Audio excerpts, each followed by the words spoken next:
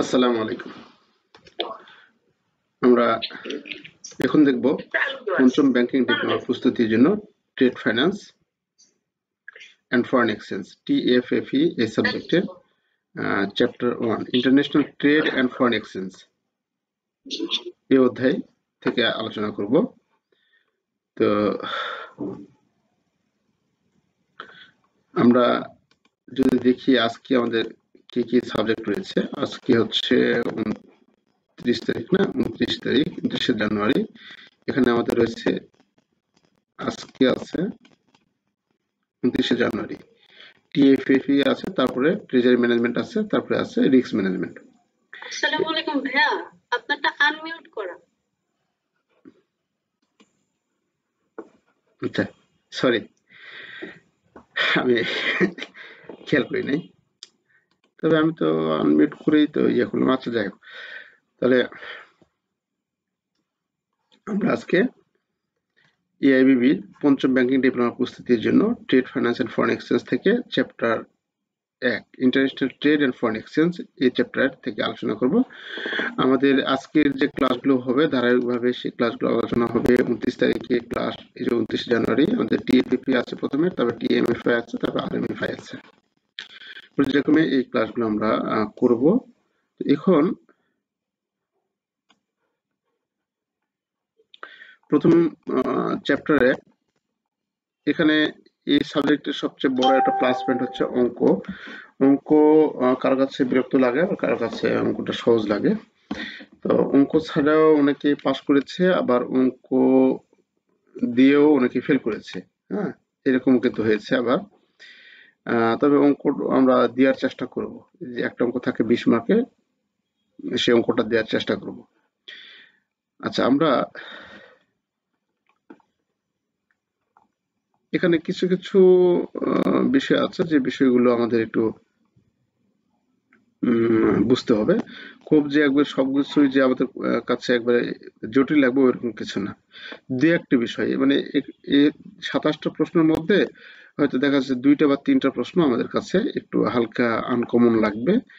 মানে যে ওয়ার্ড বা প্রত্যেকটা সাবজেক্টের তো একটা নির্দিষ্ট কিছু বৈশিষ্ট্য থাকে, নির্দিষ্ট কিছু বৈশিষ্ট্য সংবলিত কিছু ওয়ার্ড থাকে, সেই ওয়ার্ডগুলো আমরা এখানে একটু বেশি মনে রাখার চেষ্টা করব।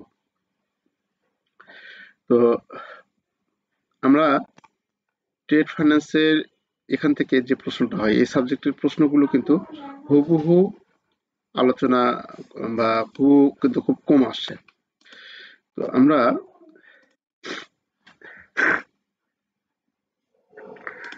ট্রেড ফাইন্যান্সের যদি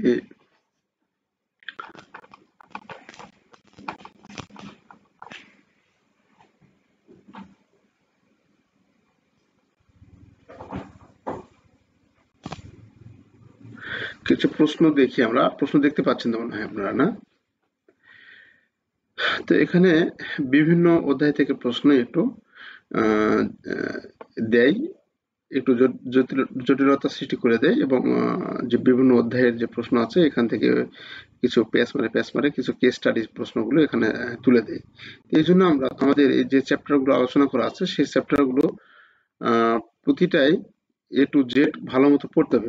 বলছি না যে মুখস্থ করতে হবে, আপনি ভালো মতো পড়লে আপনি এই এর যে মূল থিমটা আপনি পেয়ে যাবেন এবং সহজে কিছু এগুলা লিখতে পারবেন আর কি।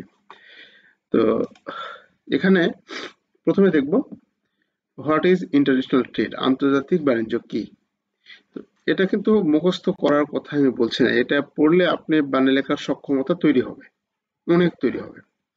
তো আন্তর্জাতিক বাণিজ্য কি? স্বাভাবিকভাবে বাণিজ্য বলতে যেটা দেশের অভ্যন্তরে এক প্রতিষ্ঠান আরেক প্রতিষ্ঠানের কাছে যদি পণ্য ক্রয় বিক্রয় করে থাকে সেটাকে আমরা বাণিজ্য বলি।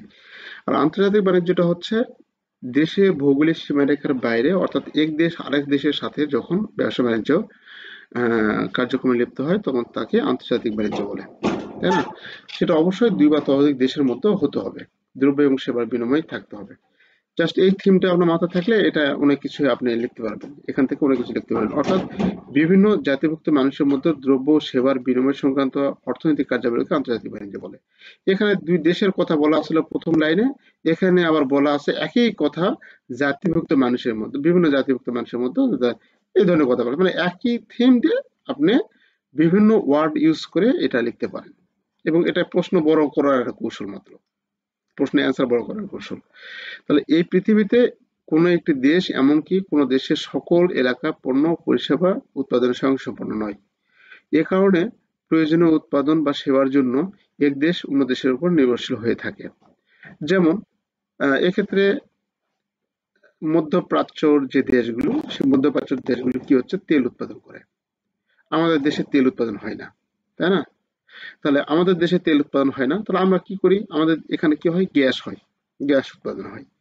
বা আমাদের দেশে কোনো প্রাকৃতিক বাদেও আমাদের দেশে হয়তো দেখা যাচ্ছে যে কোনো খাদ্যে, ধান বলুন, আলু বলুন, এরকম কোনো, বা সবজিতে বলুন, এরকম কোনো কিছুতে আমরা উৎপাদন ভালো করতে পারি। তাহলে আমরা এই এই আমাদের শ্রেষ্ঠ যে আমরা যে করলাম, আমরা যে উৎপাদন করলাম, আমাদের ঘাটতি, মানে আমাদের যা প্রয়োজন সেটা রেখে উদ্বৃত্তটা আমরা মধ্যপ্রাচ্য কোনো দেশকে দিলাম, তার কাছ থেকে আমরা তেল নিলাম। এরকম বিষয় যে আমার দেশে আমার তেল উৎপাদন হচ্ছে না, আমার দেশে যেটা উৎপাদন হচ্ছে না সেটা অন্য দেশের উৎপাদন হচ্ছে, অন্য দেশের ঘাটতি পূরণ করার পর যেটা উদ্বৃত্ত থাকতে সেটা আমার দেশ আমরা নিয়ে আসতেছি, আমরা বিনিময়ে টাকা দিয়ে হোক, আমরা দ্রব্য দিয়ে হোক নিয়ে যাচ্ছি। তো এই কথা এখানে বলা আছে যে এই পৃথিবীতে কোনো একটি দেশ, এমন কি কোনো দেশের সকল এলাকা পণ্য বা সেবা উৎপাদনে স্বয়ংসম্পূর্ণ নয়। এ কারণে প্রয়োজনীয় পণ্য বা সেবার জন্য এক দেশ অন্য দেশের উপর নির্ভরশীল হয়ে থাকে, তাই না? এটা স্বাভাবিক একটা ঘটনা। কোন দেশে উৎপাদিত পণ্যের উদ্বৃত্ত অংশ যে দেশে উক্ত পণ্যের ঘাটতি রয়েছে সে দেশে বিক্রি করা হয়। মানে আমাদের দেশে আমরা ধান, চাল এগুলো যদি আমাদের আমাদের ঘাটতি আমরা করে আমরা কি করে বাইরের দেশে পাঠিয়ে দিই, যদি আমাদের কোনো ঘাটতি না থাকে। আর আমাদের যদি লাগে তাহলে আমরা কি করবো, আমাদের মধ্যে সেটা, আমাদের দেশের জনগণের মধ্যে সেটা আমরা বন্টনের ব্যবস্থা করব। তাহলে আমাদের উদ্বৃত্ত অংশটুকু আমরা বিক্রি করে দেই, আর যেটা প্রয়োজন সেটা আমরা কিনে নিয়ে আসি। এটা হচ্ছে আন্তর্জাতিক বাণিজ্য মূলত। এখানে ওই কথাগুলো সাজিয়ে লেখা আছে, দেখে নেবেন। মূল কথা হচ্ছে দুই বা ততোধিক দেশের মধ্যে আমাদের বাণিজ্য, পণ্যদ্রব্য কেনা বেচা করা। হ্যাঁ, তো এটা সবশেষে বলা আছে দুটি স্বাধীন এবং সার্বভৌম দেশের মধ্যে পণ্য সামগ্রী এবং সেবাকর্ম ক্রয় বিক্রয় বা আদান প্রদানের আন্তর্জাতিক বা বৈদেশিক বাণিজ্য বলা হয়। এই প্রশ্নটা আমাদের আসার সম্ভাবনা একবারে 0%, মানে আসার সম্ভাবনা নেই। তবে আমাদের যেহেতু আমাদের আন্তর্জাতিক বাণিজ্য এই বই, আমাদের এটা আমাদের জানা দরকার যে আন্তর্জাতিক বাণিজ্যটা কি। আর তারপরে 2 নম্বর আছে আন্তর্জাতিক বাণিজ্যের মূল পক্ষ কারা। তো এখানে আমাদের মূল পক্ষ আছে রপ্তানিকারক, আমদানিকারক, সরকার। মানে আমাদের আন্তর্জাতিক বাণিজ্যের আমাদের কারা কারা অংশগ্রহণ করে আর কি। রপ্তানিকারক, আমদানিকারক, সরকার, ভোক্তা, মধ্যস্থতাকারী, আর্থিক প্রতিষ্ঠান, আন্তর্জাতিক সংস্থা। এই পয়েন্টগুলো আমাদের একটু মনে রাখা প্রয়োজন। আন্তর্জাতিক বাণিজ্য হচ্ছে মূল পক্ষ কারা।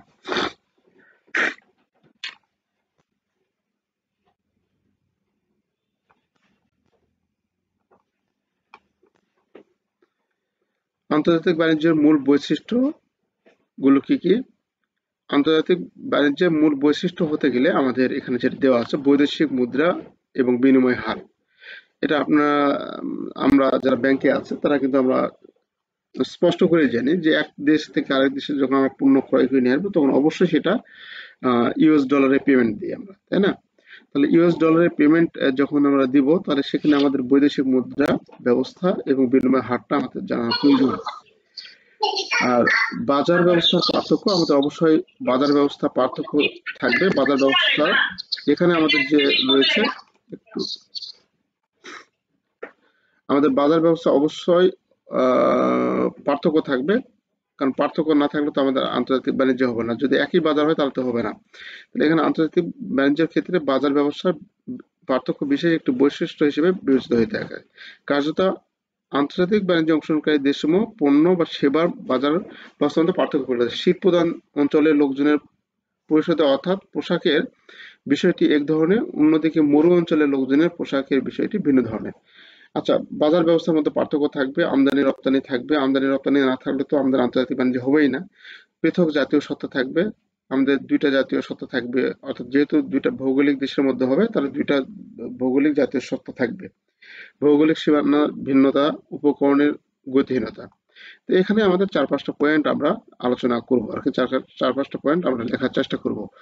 এখানে বেশি পয়েন্ট আমরা আলোচনা করব না। আমাদের ৩ ঘন্টা পরীক্ষা। ৩ ঘন্টা পরীক্ষা দেখা যাচ্ছে আমাদের প্রশ্ন অনুযায়ী ভাগ করে দেবে। প্রতি মার্কের জন্য ১ মিনিট কত 1.8 এত মিনিট সময় পাবো। প্রায় ২ মিনিটের কাছাকাছি ২ মিনিট সময় পাবো না ১ মার্কের জন্য। তাহলে ১০ মার্কের জন্য আপনার কত অ্যান্সার করতে হবে এটা এখন আপনি ওইভাবে ধরে নিয়ে কিন্তু কাজ করতে হবে। সময় নিয়ে আপনি প্রশ্ন লেখার চেষ্টা করবেন। কারণ এক প্রশ্ন বড় লেখেন আর অন্য প্রশ্নগুলো ছোট লেখেন, তাহলে কিন্তু এক্ষেত্রে সমস্যা হবে। কারণ প্রথম থেকে আপনি টাইম টেবিলটা ইয়ে করবেন। প্রতিটা প্রশ্নের জন্য আমাদের সময় পাবো 1.8 মিনিট মেবি। ভাগ করবেন ৩ ঘন্টা সমান সমান কত মিনিট হচ্ছে? ৩১৮, ১৮০ মিনিটকে আমরা ১০০ মার্ক দ্বারা ভাগ, হ্যাঁ 1.8 পাবো। তাহলে ১০ মার্কের জন্য কত? ১৮ মিনিট। তাহলে একে যদি ১০ মার্ক দ্বারা গুণ করি তাহলে কত হচ্ছে? ১৮ মিনিট। এই ১৮ মিনিট সময় আমরা ১০ মার্কের পিছনে ব্যয় করবো। এইভাবে একটু সময়টা মেজারমেন্ট করে নিয়ে আপনারা এই প্রশ্নগুলো অ্যান্সার করার চেষ্টা করবেন আর কি।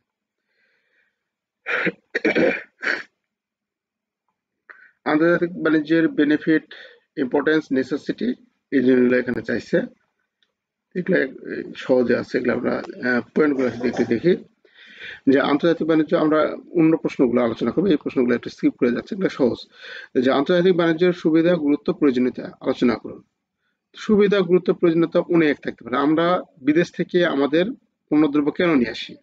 এরকম বিভিন্ন সুবিধা আমাদের থাকতে পারে, তাই না? এর মধ্যে আছে পণ্য ও সেবার রপ্তানির সুযোগ থাকে। পণ্য বা সেবা আমাদের বাইরের দেশে বিক্রি করার সুযোগ থাকে, বাইরে মার্কেটে আমাদের প্রোডাক্ট কি প্রবেশ করানোর সুযোগ থাকে, বা বাইরের দেশে পরিচিত হওয়ার সুযোগ থাকে, তাই না? আন্তর্জাতিক বাণিজ্যের ফলে এটা হয়ে থাকে। তো পরিমিত বা ন্যায়সঙ্গত মূল্য, উন্নত পণ্য ভোগ, আমরা উন্নত ধরনের পণ্য ভোগ করতে পারি, বা পরিমিত বা ন্যায় যে মূল্য সেই মূল্যটা আমরা ইয়ে করতে পারি। যে আমরা দেখা যাচ্ছে বাইরের আন্তর্জাতিক বাণিজ্যের ফলে আমরা কি করি? উন্নত পণ্য ভোগ করতে পারি। আমাদের দেশের যে উৎপাদন, সেই উৎপাদনের যেসব প্রোডাক্ট আমরা ব্যবহার করি সেটা হতে পারে খারাপ মানের প্রোডাক্ট হতে পারে। আমরা যখনই আমদানি রপ্তানির ফলে বাইরের দেশ থেকে ভালো প্রোডাক্ট, তার চেয়ে ভালো প্রোডাক্ট আসতে পারে, তাই না? এই জন্য আমরা উন্নত ধরনের প্রোডাক্ট গ্রহণ করতে পারি। আর পরিমিত বা ন্যায়সঙ্গত মূল্য বলতে, এখন আন্তর্জাতিক বাণিজ্য আছে বলে চায়না ফোন বাংলাদেশে ব্যাপক বিস্তার বা ব্যাপক একটা স্থান করে নিয়েছে, এবং এর ফলে আমরা সীমিত মূল্যে সেটা পাচ্ছি। এটা যদি আসার সুযোগ না থাকতো, এই ফোনের প্রাইসটা কত হতো যদি আমাদের অন্যান্য ফোনগুলো থাকতো? মানে চায়না ফোন আসার আগে স্যামসাং মার্কেট দখলে ছিল। স্যামসাং কত প্রাইস ব্যবসা করছে। যখন চায়না ফোনগুলো আসার সুযোগ হয়েছে, আন্তর্জাতিক বাণিজ্য যখন এখানে প্রসারিত হয়েছে, তখন আমাদের ন্যায্য মূল্যতে আমরা পণ্যগুলা পাইতে পারি, এবং আমরা সহজেই অল্প মূল্যে আমরা সেই ফিচারগুলো লাভ করতে পারি। তো এখানে আছে অনুৎপাদিত পণ্য সুবিধা, ভোগের সুবিধা। আমরা যে পণ্য উৎপাদন করতে পারি না, সেই পণ্য আমরা ভোগ করতে পারছি। সম্পদের কাম্য ব্যবহার, সময়ের বিশেষায়ন, কর্মসংস্থানের সুযোগ সৃষ্টি, এই জিনিসগুলো আমরা ৫টা পয়েন্ট, এখানে অনেক পয়েন্ট আলোচনা করা আছে, ১২টা পয়েন্ট আলোচনা করা আছে। ১২টা পয়েন্টের মধ্যে ৫টা পয়েন্ট বা ৬টা পয়েন্ট আমরা এখানে দেওয়ার চেষ্টা করবো। এগুলো তো, অর্থাৎ একজন মানুষ, আমরা বাইরের দেশ থেকে চাল নিয়ে আসতেছি, ডাল নিয়ে আসতেছি, আপেল কমলা নিয়ে আসতেছি, বিভিন্ন যন্ত্রপাতি নিয়ে আসতেছি, কেন নিয়ে আসতেছি? এই জিনিসগুলো এখানে তুলে ধরবো, ফুটে তুলবো। তাহলে এটার গুরুত্ব, সুবিধা, প্রয়োজনটা আমরা আলোচনা হয়ে যাবে। তাহলে এখানে যে পয়েন্টগুলো আলোচনা করা আছে, এই পয়েন্টগুলো যে আমরা লিখবো ওইরকম কিছু না। এটা আমি কিন্তু এই কথা বারবার বলি, যে এই বিষয়গুলো যে আমরা ইয়া করবো ওইরকম কোনো কিছু না, লিখবো ওইরকম কোনো কিছু না। আন্তর্জাতিক বাণিজ্যের প্রতিবন্ধকতা বা অসুবিধা সমূহ, যেমন গুরুত্ব রয়েছে, সুবিধা রয়েছে, তেমনি অসুবিধা রয়েছে আমাদের আন্তর্জাতিক বাণিজ্যে, তাই না? তাহলে আমরা বাইরের দেশ থেকে যদি প্রোডাক্ট বাংলাদেশে নিয়ে আসি, যেরকম সুবিধা রয়েছে যে দেখলাম, তেমনি অসুবিধা রয়েছে। অসুবিধাগুলো কি কি? এখানে প্রথমে আছে ক্ষতিকর ও অপ্রয়োজনীয় পণ্য আমদানি। ক্ষতিকর এবং অপ্রয়োজনীয় পণ্য আমরা আমদানি করে থাকি, সেক্ষেত্রে আমাদের এটা অসুবিধা হতে পারে আমাদের দেশের জন্য। পরনির্ভরশীলতা বৃদ্ধি। আমরা দেখতে পাচ্ছি যে অমুক দেশ থেকে উৎপাদন করে ওখান থেকে নিয়ে আসবো, তাহলে আমাদের যে উদ্ভাবনী শক্তি এটা আমরা হারিয়ে ফেলি। তো আমরা দেখতেছি আমরা চায়নাতে সহজে এত টাকা দিয়ে মোবাইল পাচ্ছি, তাহলে আমাদের দেশে কেন আমরা ফ্যাক্টরি করব? আমাদের আমাদের মেধাটা কিন্তু তখন হ্রাস পাচ্ছে। তো এই পরনির্ভরশীলতা বৃদ্ধি পাচ্ছে, আমরা অন্যের উপর নির্ভরশীল হয়ে পড়ছি। তাহলে এটা হচ্ছে পরনির্ভরশীলতা বৃদ্ধি। প্রতিকূল বাণিজ্যের শর্ত। বাণিজ্যের শর্ত বিভিন্ন প্রতিকূল অবস্থা থাকতে পারে। যেমন আমরা অ্যাকাউন্টিং এ একটা অঙ্ক করি, ট্যাক্সের অঙ্ক, ভ্যাট ট্যাক্স আর কি, ভ্যাট এবং ট্যাক্সের অঙ্ক। আচ্ছা, দেখা যাচ্ছে যে একটা পণ্য যখন আমরা ক্রয় করি, একটা মোবাইল ফোন যখন চায়নাতে ৩,০০০ টাকা দিয়ে আমরা ক্রয় করি, সেটা পরিবহন খরচ, বীমা খরচ, সরকারি বিভিন্ন ভ্যাট ট্যাক্স ধরে সেটা আমরা হয়ে যায় কত? এই ৩,০০০ টাকার মোবাইল পড়ে যায় হচ্ছে ১৫,০০০ টাকায়। চিন্তা করছেন যে চায়না থেকে বাংলাদেশে আস্তে আস্তে এই একই মোবাইলের দাম হয়ে যাচ্ছে ১৫,০০০ টাকা। তাহলে এখানে প্রতিকূল বাণিজ্য শর্ত বা আমাদের অতিরিক্ত উৎপাদন জনিত জটিলতা, এখানে প্রতিকূল বাণিজ্য শর্ত, এখানে দেখা যাচ্ছে যে পণ্যটা হয়তো ৩,০০০ টাকা সেটা আমাদের এখানে আসলে হয়তো ৪,০০০ টাকা হতে পারে। সেটা আমাদের কিনতে হচ্ছে কত? আমাদের ১৫,০০০ টাকা দিয়ে কিনতে হচ্ছে। এইরকম বিভিন্ন বাণিজ্য শর্ত থাকে যে আমাদের বিভিন্ন বাইরের দেশ থেকে যখন পণ্য নিয়ে আসবে সেখানে ভ্যাট ট্যাক্স এত এত থাকতে পারে, এত ধরতে পারে। এই জিনিসগুলো আমাদের এখানে থাকতে পারে। এটা হচ্ছে প্রতিকূল বাণিজ্য শর্ত থাকতে পারে। আমাদের যখন কোনো পণ্যকে উৎসাহিত করি, নিরুৎসাহিত করি আমদানি করতে, তার উপর ভ্যাট ট্যাক্স বেশি ধরা হয়। আর যেগুলো আমাদের নিত্য প্রয়োজনীয়, আমাদের যেমন ঔষধি কাঁচামাল, হ্যাঁ, আমাদের যে ঔষধ তৈরি হয় ঔষধি কাঁচামালের উপর ভ্যাট ট্যাক্স কম ধরা হয় বা ধরা হয় না কোনো কোনো ক্ষেত্রে। তাহলে এটা হচ্ছে আমাদের প্রতিকূল বাণিজ্য শর্ত। তো অনুকূল বাণিজ্য শর্ত এবং প্রতিকূল বাণিজ্য শর্ত দুইটাই আমাদের থাকে, তবে প্রতিকূলটা হচ্ছে আমাদের বাণিজ্যের অসুবিধার সৃষ্টি করে। তারপরে আছে অতিরিক্ত উৎপাদন জটিলতা, অসম প্রতিযোগিতা বা ডাম্পিং। ডাম্পিং বিষয়টা এখানে একটু বোঝা দরকার। অসম প্রতিযোগিতা তো আমরা বুঝি যে আমাদের এখানে দেখা যাচ্ছে যে চাল হচ্ছে বা পেঁয়াজ এত টাকা কেজি, আমরা বাইরের দেশ থেকে তো পেঁয়াজ নিয়ে আসে, দেখা যাচ্ছে একটা প্রতিযোগিতার সৃষ্টি করছে যে দেশের উৎপাদনকারীরা তখন মার খেয়ে যাচ্ছে, তাই না? মানে উৎপাদনের ন্যায্য দাম পাচ্ছে না, কারণ বাইরে থেকে কম দামে নিয়ে আসতেছে, এদের আবার উৎপাদন খরচ বেশি বেশি হয়েছে। এরকম অসম প্রতিযোগিতা আমাদের থাকতে পারে। তারপর ডাম্পিং। ডাম্পিংটা হচ্ছে যে বাজার দখলের জন্য আমাদের দেশের কোনো পণ্য, কোনো পণ্য বাইরের দেশে কম দামে মূল্য করা। যেমন ধরুন একটা কলম, সুন্দর একটা কলম, এই কলমের দাম আমাদের দেশে ১০ টাকা। যখন এটা বাইরের দেশে বিক্রি করবে বাজার দখলের জন্য, বাজারটা তৈরি করার জন্য, বাইরের দেশে সেটা ৬০ টাকা দিয়ে বিক্রি করতেছে। মানে আমার দেশে যেটা বিক্রি হচ্ছে ১০ টাকা, সেটা বাইরের দেশে বাজার দখলের জন্য ৬০ টাকা করে বিক্রি হচ্ছে। মানে সেটার পিছনে তো আরো খরচ উল্টাদিকে আরো বেশি হওয়ার কথা এখানে, তাই না? নিয়ে যাতায়াত খরচ একটা আছে, সরকার ভ্যাট ট্যাক্স আছে, সেখানে দেখা যাচ্ছে কম টাকায় বিক্রি করতেছে। কিসের জন্য? বাজার দখলের জন্য। এরকম বাজার দখলের জন্য যখন নিজ দেশীয় দাম থেকে যখন কম দামে যখন পণ্য বিক্রি করবে তাকে বলা হয় ডাম্পিং। তাকে বলা হয় ডাম্পিং। হ্যাঁ, আচ্ছা। তো এরকম অসম প্রতিযোগিতা এবং ডাম্পিং আমাদের থাকতে পারে। প্রাকৃতিক সম্পদের অতিরিক্ত ব্যবহার, আমরা উৎপাদন এর প্রতিবন্ধকতা থাকতে পারে। প্রাকৃতিক সম্পদের অতিরিক্ত ব্যবহার, সুষম এবং স্থানীয়। এখানে অনেক ধরনের পয়েন্ট আছে, এই পয়েন্টগুলোর মধ্যে ৪টা থেকে ৫টা পয়েন্ট সিলেক্ট করে নেবেন এবং যে পয়েন্টগুলো এর সঙ্গে একটু বুঝে বুঝে পড়বেন, তাহলে এই পয়েন্টগুলো লিখতে সুবিধা হবে আর কি। তবে এই প্রশ্নটা ইম্পর্টেন্ট, তবে এত সহজ এবং এত ডাইরেক্ট প্রশ্ন সাধারণত এ যাওয়ার পর্যন্ত কখনো দেয়নি। আগে হয়তো এটা অনেক আগে ২০১০ সালের দিকে যে হয়তো তখন তো এটা সাবজেক্ট ছিল অন্য নাম ছিল আর।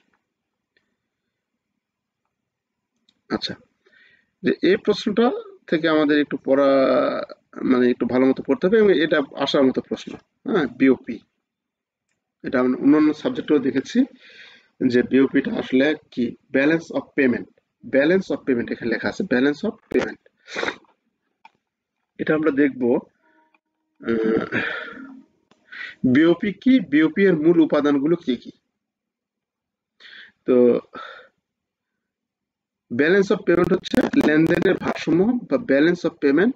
এখানে আমদানি, রপ্তানি ও অন্যান্য আন্তর্জাতিক লেনদেনের লেনদেন সংক্রান্ত পাওনা ও দেনার হিসাবকে বলা হয় একটি দেশের লেনদেনের ভারসাম্য বা ব্যালেন্স অফ পেমেন্ট। তো আমরা আমদানি এবং রপ্তানি এবং অন্যান্য আন্তর্জাতিক লেনদেনে পাওনা এবং দেনার হিসাবকে আমরা ব্যালেন্স অফ পেমেন্ট বলি।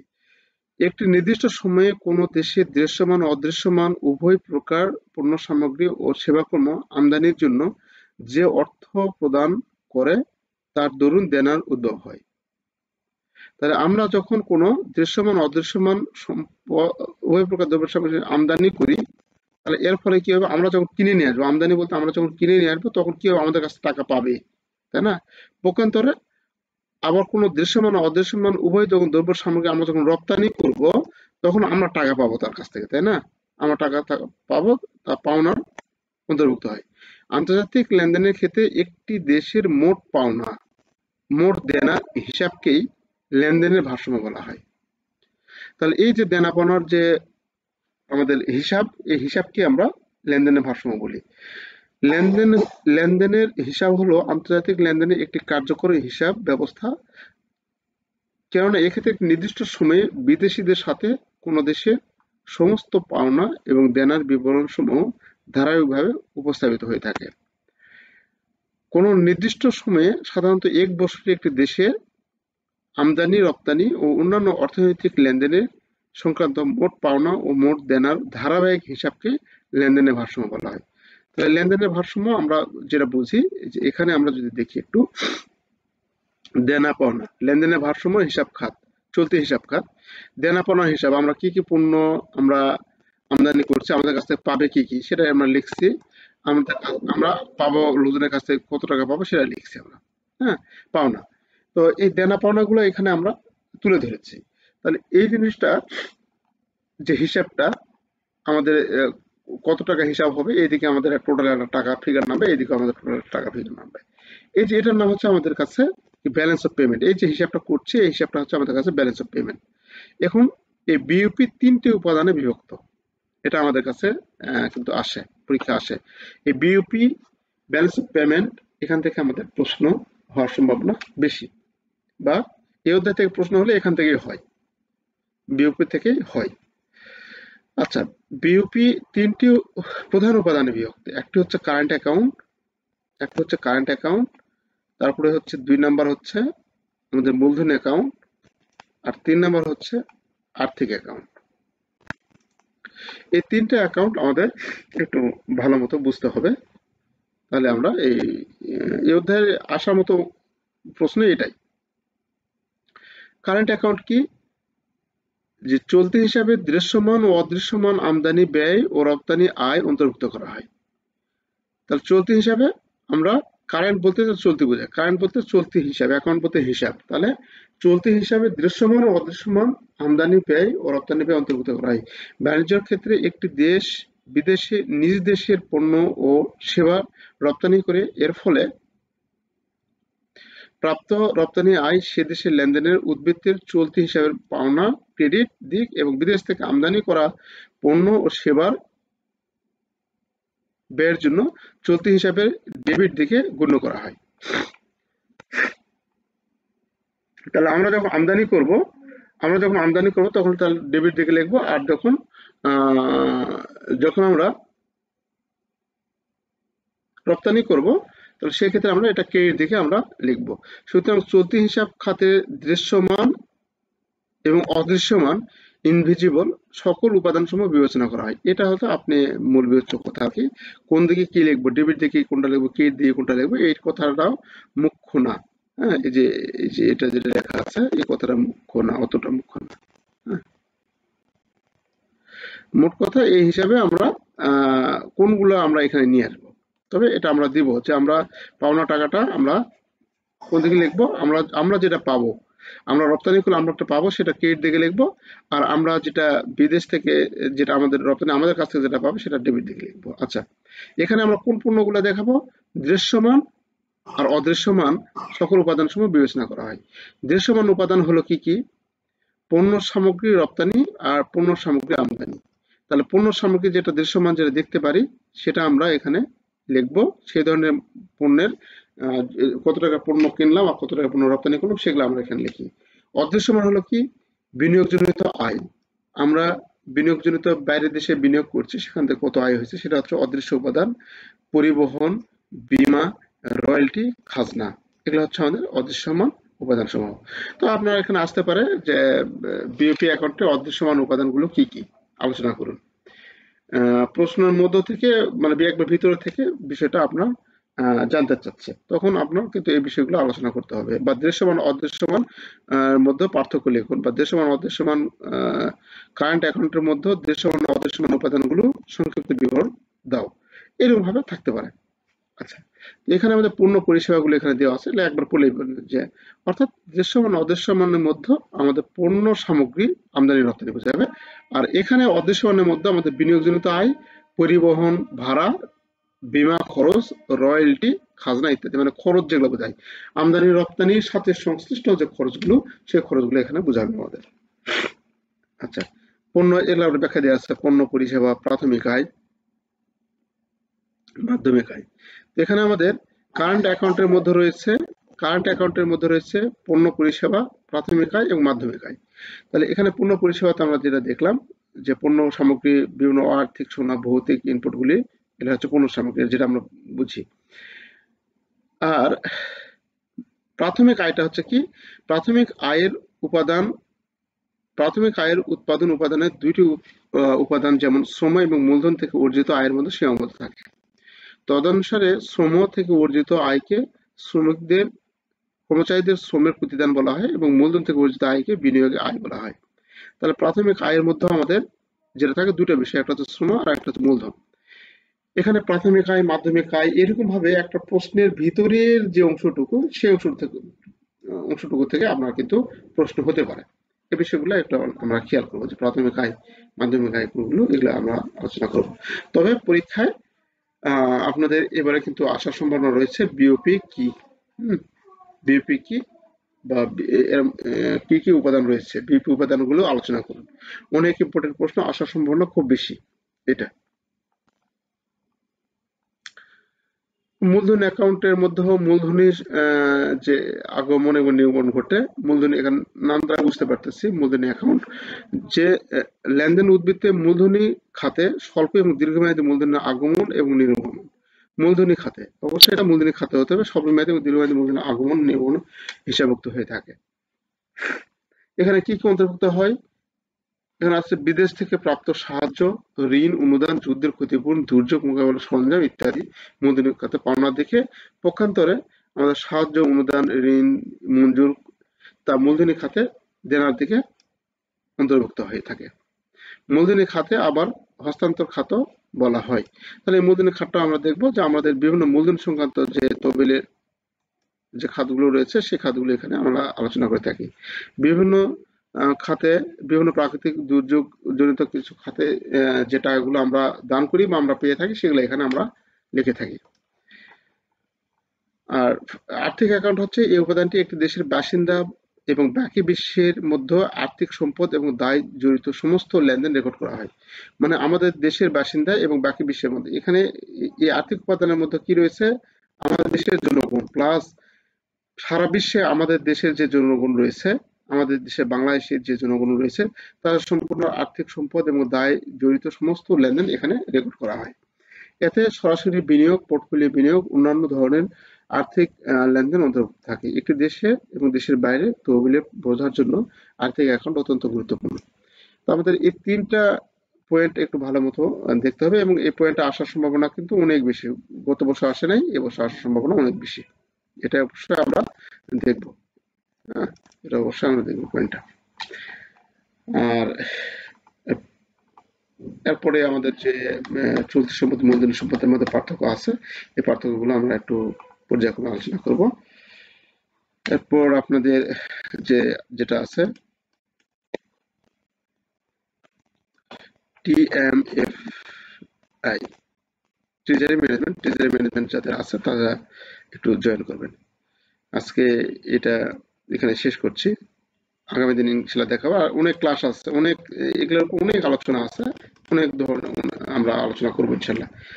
হতাশ হওয়ার কিছু নেই, আমরা লেগে থাকি ইনশাল্লাহ এই তালে, এটা জাস্ট হচ্ছে কি আপনাদের হচ্ছে এটা তো ক্লাস না, এটা জাস্ট এই এর তালে তালে আপনারা একটু পড়ার সুযোগ বা নিজেদের একটু শান দেওয়ার সুযোগ পাচ্ছেন। হ্যাঁ, তাছাড়া কিন্তু বাসায় বসে থাকলে কিন্তু এরকম ভাবে হয় না। হ্যাঁ, বা ওইরকম সময় হয় না। তো এর ফাঁকে ফাঁকে আমরা এই জিনিসগুলো একটু দেখার সুযোগ পাই। তো দেখবেন আপনারা, দেখলে ইনশাল্লাহ ইয়ে হয়ে যাবে। তাছাড়া একটু আমাদের হয় না। হ্যাঁ, পড়ার সময় সুযোগ ওভাবে হয় না, ব্যস্ত মানুষ সবাই। একটু দেখবেন। তাহলে আমরা আগামী দিন ইনশাল্লাহ আবার আলোচনা করবো। আজকে এখানে শেষ করছি। সবাই ভালো থাকবেন। আসসালামু আলাইকুম।